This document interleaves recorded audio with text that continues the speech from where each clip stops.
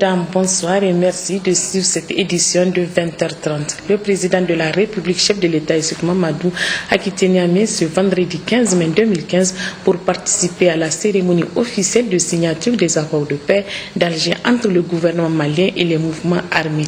Il était accompagné notamment de Baz Mohamed, ministre d'État à la présidence de la République, Seydou Sidibé, ministre directeur du cabinet du président de la République, Madame Kani Aïchatou Boulama, ministre des Affaires étrangères, de la coopération, de l'intégration africaine et des Nigériens à l'extérieur.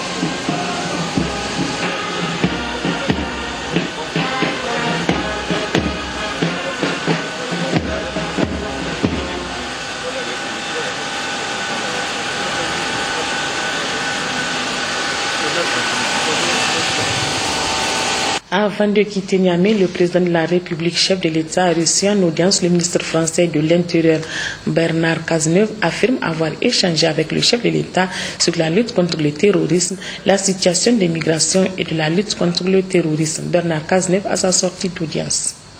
Nous avons prolongé les conversations très denses, très riches que j'ai pu avoir avec mon homologue ministre de l'Intérieur depuis le début du G5 à Niamey, au terme de la déclaration de Niamey qui a été rendue publique hier.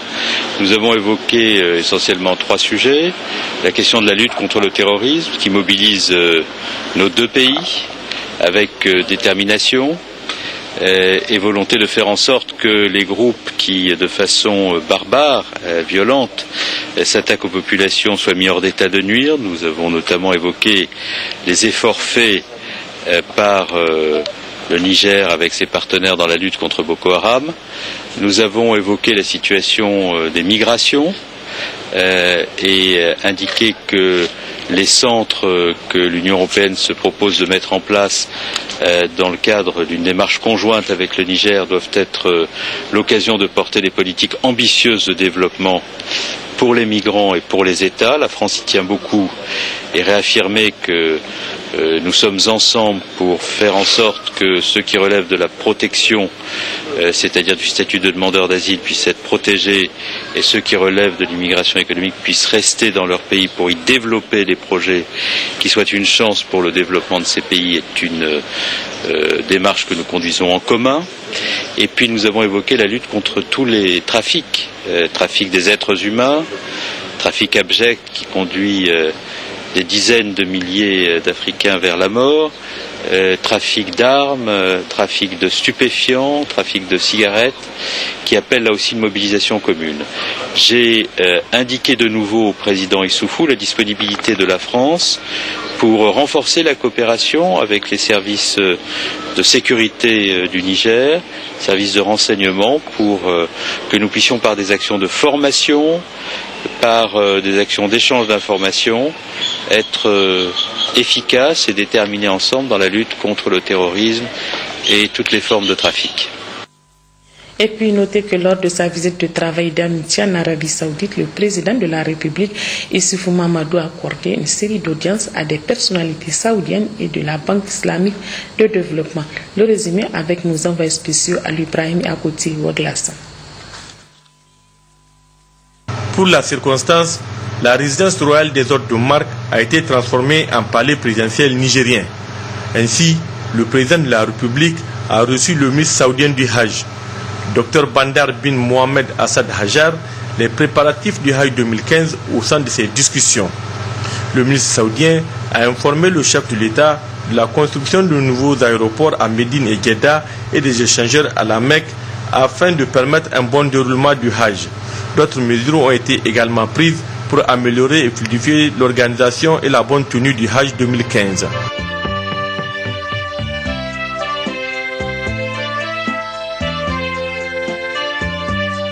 Le ministre saoudien du commerce Taoufik Arabia a discuté avec le président de la République des opportunités d'affaires qui existent au Niger.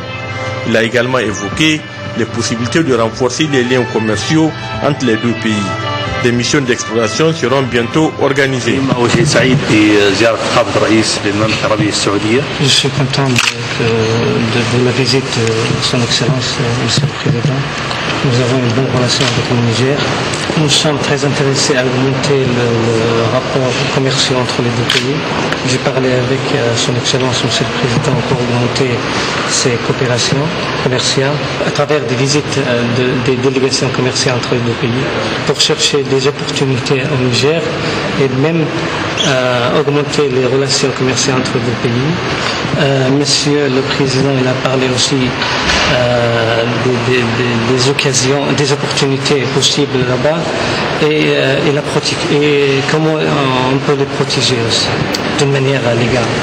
Je suis content de voir le Président et je vais favoriser et encourager les hommes d'affaires pour qu'ils investissent là-bas. Le ministre en charge de l'éducation, également chez le président de la République. Au sein des discussions, le renforcement de la coopération en matière d'enseignement entre les deux pays. Excellent le président de la République du Niger. Et maintenant, je suis très content de rencontrer son Excellence le ministre de l'Éducation. On a négocié avec le président la coopération entre les deux pays dans le secteur éducationnel. La mission saoudienne d'éducation est la plus grande au Niger. Nous tâchons d'augmenter la coopération dans ce secteur-là. Il ne faut pas oublier qu'il y a de nombreux étudiants nigériens qui sont en train de suivre leurs études ici au Royaume d'Arabie Saoudite. Des potentialités existent au Niger et le Royaume d'Arabie Saoudite, à travers ses opérateurs économiques, étudiera les possibilités d'investissement au Niger. Le président de la Chambre de commerce a aussi été reçu par le président de la République. Abdrahman Al-Zamel a évoqué au cours de cette audience l'intérêt des opérateurs économiques saoudiens à investir au Niger. Selon le président de la Chambre de commerce, le Royaume d'Arabie Saoudite serait intéressé par la viande produite au Niger. Au nom de tous les coopérateurs saoudiens, je suis très ravi de cette réception du président de la République. Je me suis réuni avec le président, nous avions parlé des opportunités économiques et financières dans le Niger. Le secteur privé saoudien est très actif. Il souhaitait toujours s'agrandir à travers les pays voisins. Notre gouvernement a le désir d'agrandir l'extension, de faire des investissements avec le Niger. Le chef de la diplomatie saoudienne chez le président de la République. Plusieurs sujets d'actualité ont été évoqués au cours de cette audience. C'est un pays ami pour le Royaume d'Arabie Saoudite depuis longtemps. Il a eu une bonne position avec le Royaume d'Arabie Saoudite, des positions honorables, soit envoyer des soldats et des forces pour nous aider aux crises de 1990-1991 pour libérer le Koweït et de restaurer la légitimité au Koweït à l'époque, soit de voter dans les organisations internationales, voter aux côtés d'Arabie Saoudite, et maintenant de nous supporter politiquement pour la position du Royaume d'Arabie Saoudite envers le Yémen. Il y a une coopération économique. Maintenant, Espérons, on va le fortifier et l'approfondir. Il y a une coordination aussi politique. Espérons, on va l'approfondir et le fortifier aussi. Il y a une coopération sécuritaire, il y a une coopération militaire et aussi, en espérant de le fortifier. Le ministre des Finances a été aussi reçu en audience par le président de la République. En Arabie Saoudite, le ministre des Finances est également directeur général du Fonds saoudien de développement. Cette visite de travail et d'amitié du président de la République en Arabie Saoudite a permis de renforcer davantage les relations entre les deux pays. Cette visite a également permis de démontrer à l'opinion nationale et internationale l'estime dont le Niger et son président juste en Arabie Saoudite. Placée au cœur du dispositif présidentiel, la question des infrastructures occupe une place de choix chez Issoufou Mahamadou. Pour confirmer cette volonté, le Niger et la Banque islamique de développement ont signé une convention concernant le 3e lot de la route Filengue-Tawa. C'est un projet de route très important qui connecte Tebarama à Tawa, qui est cofinancé avec le Fonds koweïtien et l'OFID. La convention que nous venons de signer concerne un projet d'infrastructure. Il s'agit de la route Filengue-Tawa. C'est le dernier tronçon de Tebarama-Tawa que la BID a accepté de financer. Donc à partir de ce moment, on peut considérer que l'intégralité de la route Filengue-Tawa est entièrement financée. Vous savez que le premier lot a été financé par la BOAD. La Banque islamique à nouveau a accepté de financer le 2e lot et ils viennent aussi donc d'accepter de financer le dernier lot. Sachez que le président de la République a également rencontré les Nigériens vivant en Arabie Saoudite. Plusieurs sujets concernant la vie de la nation ont été évoqués. Ali Ibrahim Récit. Chez Issoufou Mahamadou, rencontrer son compatriote lors de ses déplacements est une constance. Les Nigériens vivant en Arabie Saoudite ont eu cet honneur.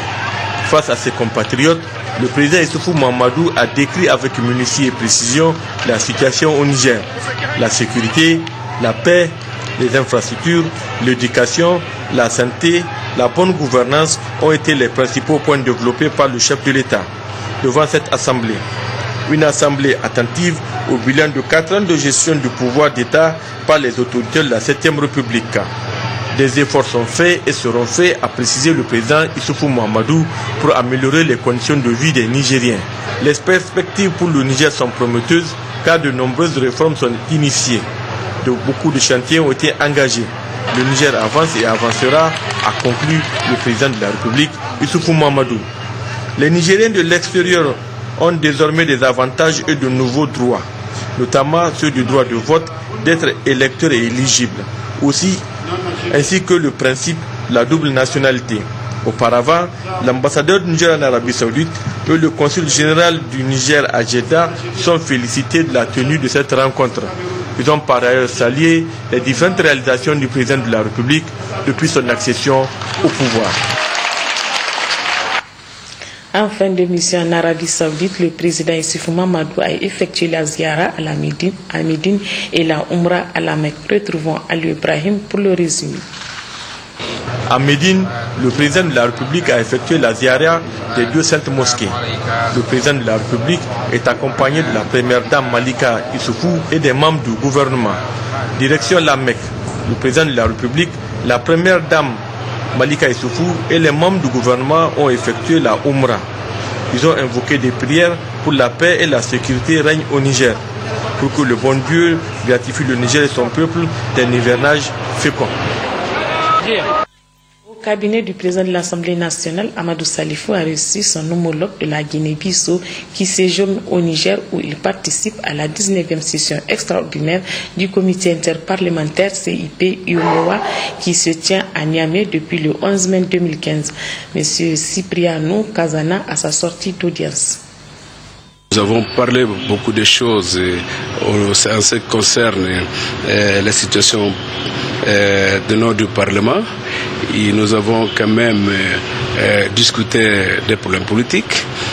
C'est dans ce cadre que je pense que je peux féliciter le peuple nigérien à travers le président Issoufou, président de la République, étant une grande personnalité aussi, politique, président de la République, qui est en train de faire un grand travail pour le développement de son pays et la consolidation de la paix et la stabilité au niveau du Niger. J'ai décidé d'inviter mon collègue président de l'Assemblée nationale du Niger en Guinée-Bissau bientôt, où nous allons continuer notre analyse de la situation dans nos pays du l'UEMOA et de la CEDEAO. Clôture cet après-midi des travaux de la 19e session extraordinaire de l'UEMOA débutée le 11 mai dernier. La cérémonie de clôture est intervenue en présence du président de l'Assemblée nationale du Niger et de son homologue de l'Assemblée nationale populaire de la République de la Guinée-Bissau, Ismaël Daouda et Alhaji Baroukouba, pour plus de précisions. Au terme des 5 jours d'intenses et fructueuses discussions, les assises du 19e comité interparlementaire de l'UEMOA s'achèvent avec la formulation d'importantes recommandations relatives à la situation démographique dans les États membres de l'UEMOA, à la mise en synergie des politiques et programmes sur les questions de la microfinance.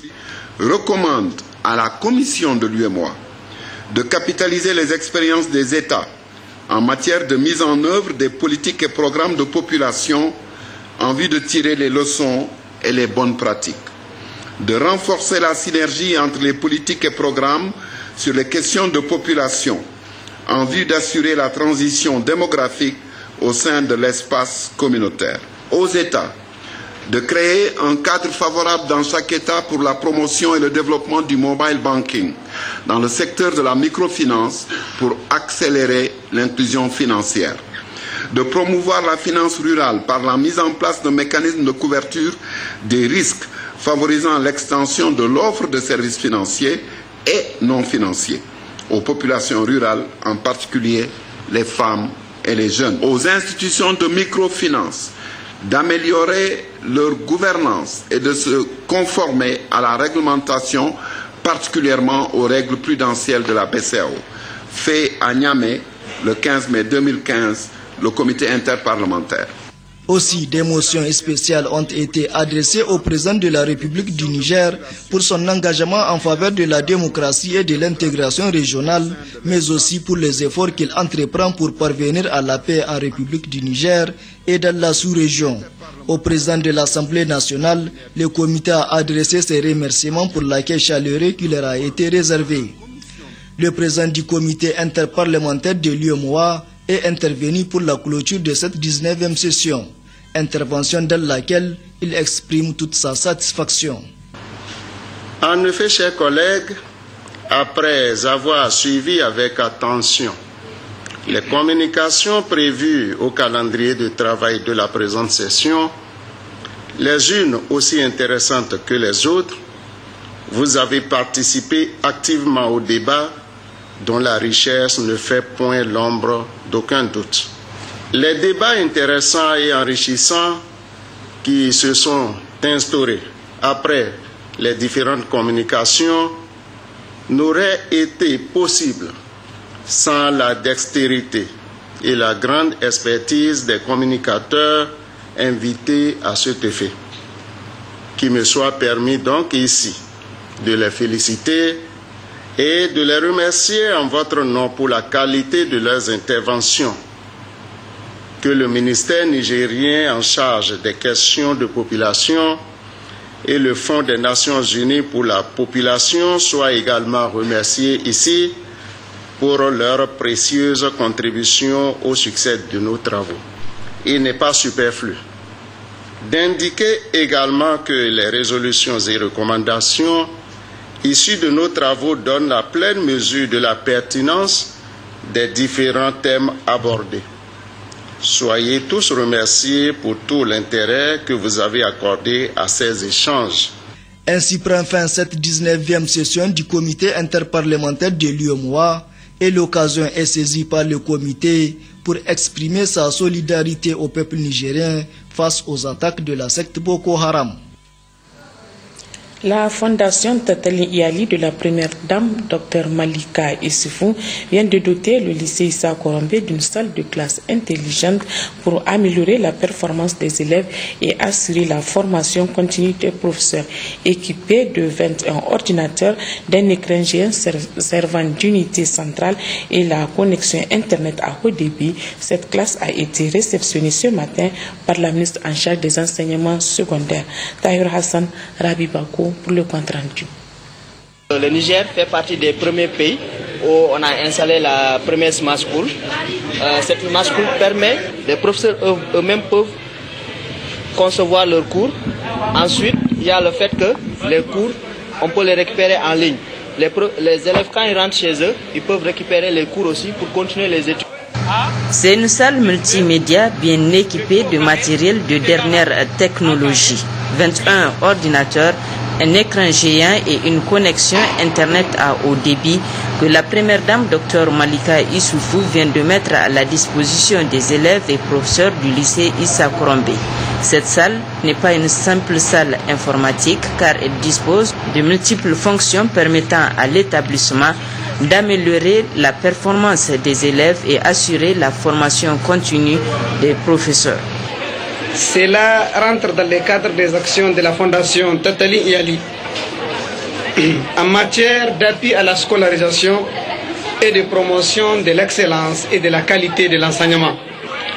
L'aspect important et inestimable de cette salle intelligente, c'est le volet formation à distance en matière de promotion et d'amélioration de la qualité de l'enseignement.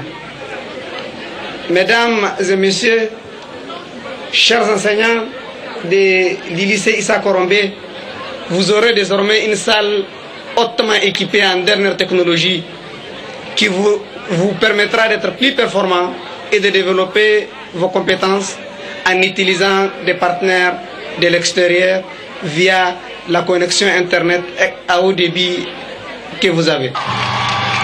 Ainsi, à la remise de ce joyau, les responsables, les élèves et le corps professoral du lycée ont salué cette initiative de la Fondation Tatali Iyali et ses partenaires. Initiative qui vise à améliorer la qualité de l'enseignement au sein de l'établissement. Cette classe permettra d'augmenter la performance des élèves ainsi que la formation continue des professeurs en révolutionnant l'éducation. Elle permettra aussi à nos élèves de rivaliser avec tous les élèves au niveau mondial. Nous vous souhaitons la bienvenue au lycée Issa Korombe et vous remercions pour toutes les actions développées à travers la Fondation Tatali Iyali. Je vous remercie. Et vraiment aujourd'hui, c'est une fierté pour nous. En tant que représentants des élèves, nous en sommes très reconnaissants de cette initiative. Parce qu'il n'est un secret pour personne, l'éducation est un socle du développement. Après le pain, l'éducation est le premier besoin d'un peuple. Donc c'est dans ces mêmes ordres d'idées, vraiment nous remercions la Fondation Tatali Iyali et surtout la première dame. Vraiment on est très fiers et qu'elle continue dans ce même sens. Vraiment c'est une bonne initiative qu'elle est en train de faire et nous en sommes très reconnaissants.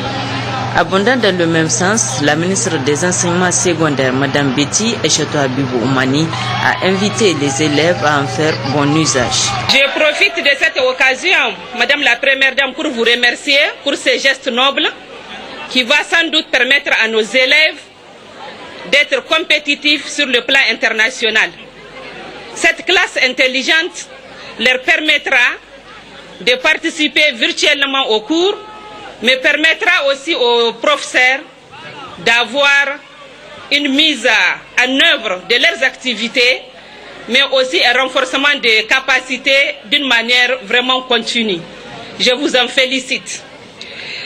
Pour ce qui est des élèves et des parents d'élèves, ainsi que leurs professeurs, je vous invite à prendre soin de ces joyaux, à prendre soin de cette classe intelligente, comme vous le savez, qui est connecté à l'Internet, qui a des appareils qui nécessitent un entretien régulier.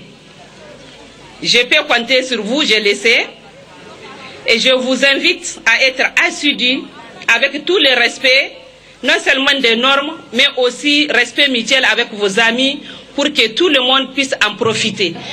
Estimée à environ 40 millions de francs CFA, cette salle intelligente est la première du genre au Niger.